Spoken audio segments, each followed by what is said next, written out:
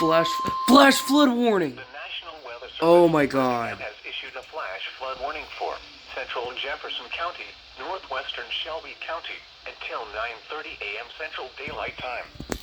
At 7:06 a.m. Central Daylight Time, Doppler radar indicated thunderstorms producing heavy rain across the warned area. Wow. Between 1 and 2 inches of rain have fallen.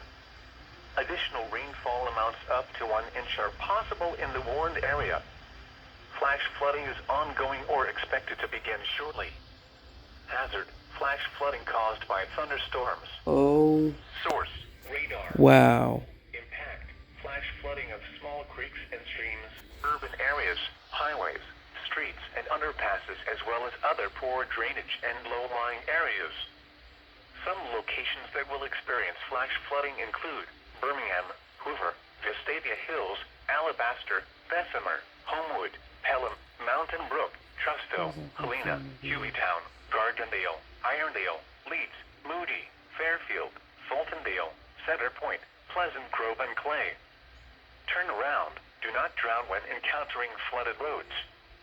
Most flood deaths occur in vehicles.